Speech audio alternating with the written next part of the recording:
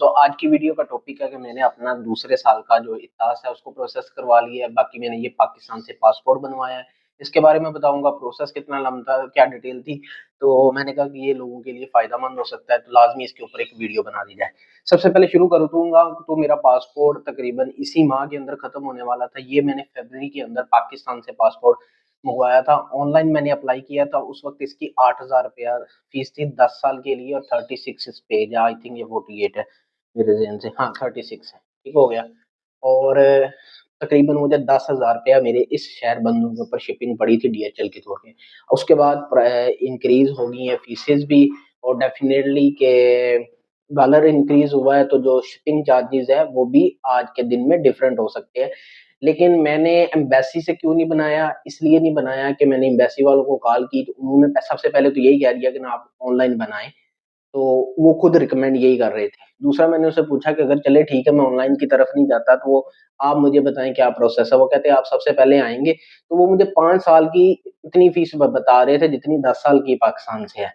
और मेरी जाने की भी कॉस्ट लगती, फिर मैं जब वापस जाता लेने जाता, फिर मेरा वहाँ से जकार्ता से किराया लगता, तो मैंने अपनी सारी कैलकुलेशन की मेरे लिए यही बेटर है कि मैं घर से मना लूँ। अब इसके 2 तरीके होते हैं, एक आप कंप्यूटर के ज़रिए अप्लाई कर सकते हैं, जब आप कंप्यूटर पे अप्लाई करते हैं तो वहाँ पे आपके पास पेपर आता है, पेपर के ऊपर आपने सारे आपकी 10 की 10 उँगलियों के इम्प्रेशन दे के उसको स्कैन करना होता है।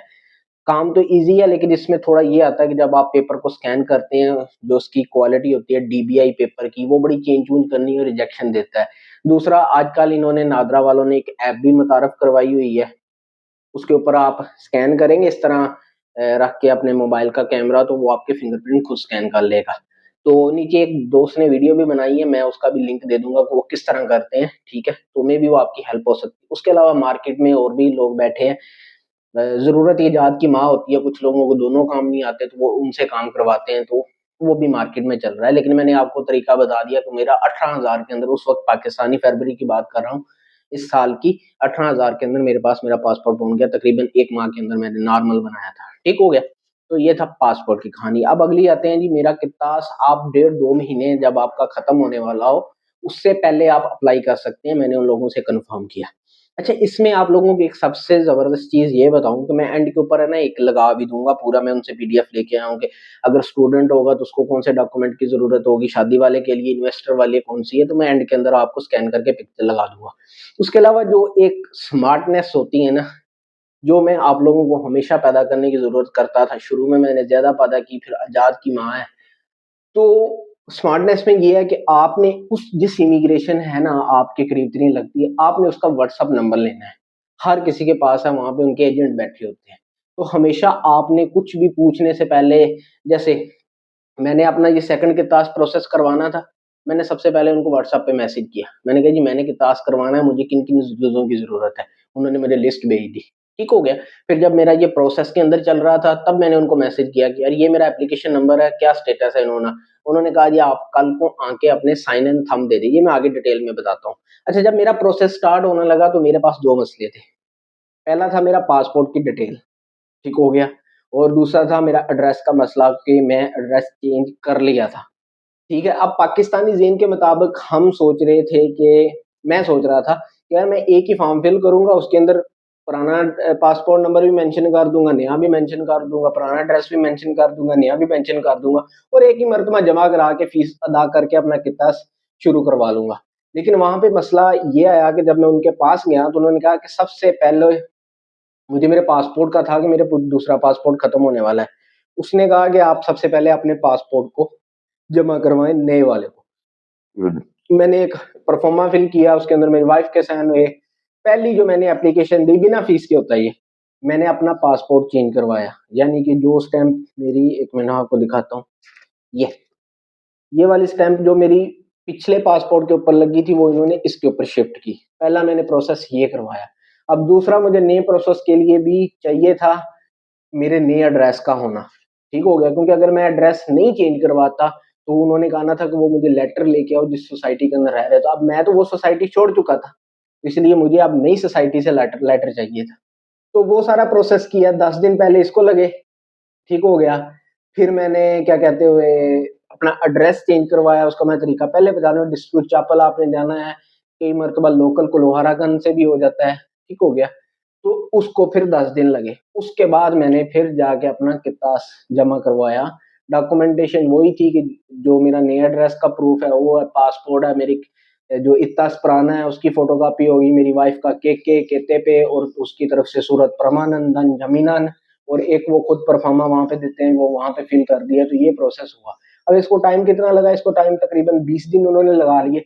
इसके बीच में मैं उनको जमा करवा के आ गया, मुझे टेंशन नहीं थी क्योंकि मेरे पास 19 तारीख कल खत्म हो रहा था मेरा पासपोर्ट। तो मेरे पास पुराना पासपोर्ट भी था, और जब आपके पास इमिग्रेशन की स्लिप होती है तो फिर भी परेशान होने की जरूरत नहीं है कि 2-4 दिन ज्यादा भी लग जाए तो कोई फर्क नहीं पड़ता। तो फिर मैंने एक दिन उनको मैसेज किया, मैंने कहा यार बजाय मैं वहां पे जाने के, मैंने वही स्मार्टनेस खेली, मैंने मैसेज किया उनको। मैं सभी को कहता हूँ इसमें स्मार्टनेस कुछ नहीं है, एक अपॉर्चुनिटी है, उसको यूज करना चाहिए। तो मैंने उन लोगों को मैसेज किया कि यार मेरा पासपोर्ट खत्म हो रहा है, मेरी ये एप्लीकेशन नंबर है, ठीक हो गया, और मुझे इसका स्टेटस बताएं। अब उन्होंने कहा कि आप कल को आके अपने थंब इम्प्रेशन और पिक्चर दे दें। अगर मैं उनको ना मैसेज करता तो मे बी उनका मैसेज आने में कितने और दिन लग जाने थे, ठीक हो गया ना। मुझे वहां पे जाना पड़ा, मैंने बैठे अपडेट ली, अगले दिन गया, मैंने पिक्चर खिंचवाई, थंब इम्प्रेशन दिए। जैसे ही मैंने अंगूठे लगा के उसने फॉर्म फिल किया, अगले 2-3 मिनट के अंदर मेरे ईमेल एड्रेस पे मेरे इत्तास की जो पीडीएफ फॉर्म है वो आ गई, यानी मेरा इत्तास रिन्यू हो गया। लेकिन उन्होंने मुझे कहा कि आप 3-4 दिन बाद मंडे को आके अपना पासपोर्ट लेके चले जाएं।